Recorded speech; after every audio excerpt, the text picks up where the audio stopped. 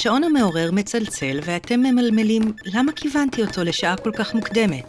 אתם מצחצחים שיניים וחושבים, אולי הגיע הזמן להסתפר. אתם ממהרים לצאת מהבית, מחפשים את המפתחות ומבינים שהם לא בתיק. אתם צועקים בתסכול, כלום לא הולך לי. ואז שמים לב שהשכנים שלכם לידכם.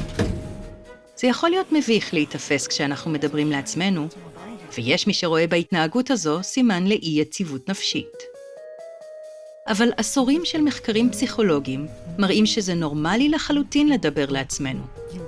למעשה, רובנו, אם לא כולנו, מדברים לעצמנו בצורה כלשהי כל יום. אז למה אנחנו מדברים לעצמנו? והאם יש משמעות למה שאנחנו אומרים? דיבור עצמי מתייחס לקול בראש שלכם, שלפעמים נקרא גם דיבור פנימי. הדיבור הזה שונה מדימויים מנטליים או מהיזכרות בעובדות ובדמויות. באופן ספציפי, פסיכולוגים מגדירים דיבור עצמי כמחשבות מילוליות שמכוונות כלפי עצמכם או כלפי היבט כלשהו בחיים שלכם.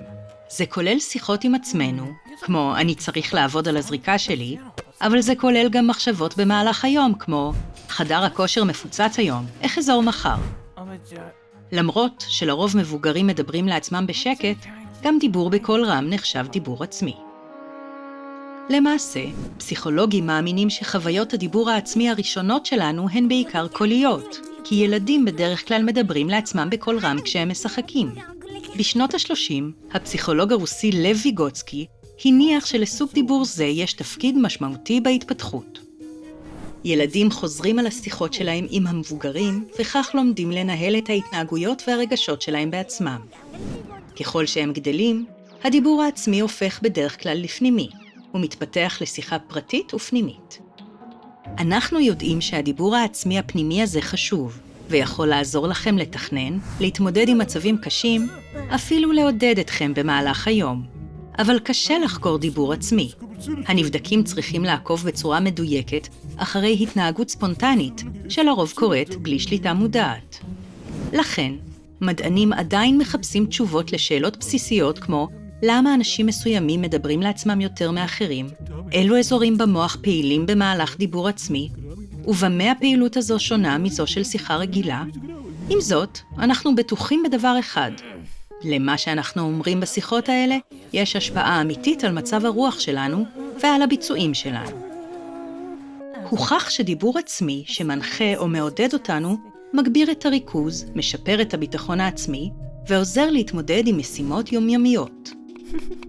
לדוגמה, מחקר על שחקני טניס בקולג' מצא שדיבור עצמי מנחה במהלך אימונים, הגביר את הריכוז והדיוק שלהם.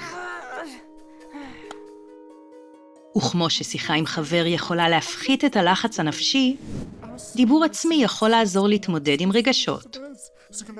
דיבור עצמי מרוחק הוא דיבור לעצמנו כאילו שאנחנו מדברים עם אדם אחר. אז במקום לחשוב אני הולך להצליח במבחן הזה, אולי תחשבו, דן, אתה מוכן למבחן. מחקר אחר מצא שסוג כזה של דיבור עצמי מועיל במיוחד בהפחתת לחץ נפשי לפני משימות מלחיצות, כמו פגישה עם אנשים לא מוכרים או דיבור מול קהל.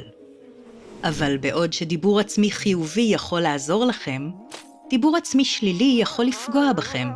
רוב האנשים מבקרים את עצמם מדי פעם, אבל כשהם עושים זאת יותר מדי או בצורה שלילית מדי, התוצאה יכולה להיות רעילה. רמות גבוהות של דיבור עצמי שלילי בדרך כלל מעידות על חרדה אצל ילדים ומבוגרים, ואלו שכל הזמן מאשימים את עצמם בבעיות שלהם ומהרהרים בהן, חווים בדרך כלל רגשות דיכאון חזקים יותר. כיום יש תחום בטיפול הפסיכולוגי שנקרא טיפול קוגניטיבי התנהגותי או CBT, שחלק ממנו מתמקד בשליטה בטון של הדיבור העצמי. מטפלים קוגניטיביים התנהגותיים מלמדים שיטות לזיהוי מחזורים של מחשבות שליליות, ולהחלפה שלהם במחשבות ניטרליות או תומכות יותר. עם הזמן, הכלים האלה יכולים לשפר את הרווחה הנפשית שלנו. אז בפעם הבאה שתשימו לב שאתם מדברים לעצמכם, תזכרו להיות אדיבים. הקול הפנימי הוא השותף שלכם, שאיתו אתם הולכים לדבר הרבה במהלך החיים. המשיכו לתת למוח שלכם חומר למחשבה בזמן שאתם לומדים כיצד הוא פועל. הרשמו לערוץ שלנו, או צפו בסרטונים אלה. המוח שלכם יודה לכם.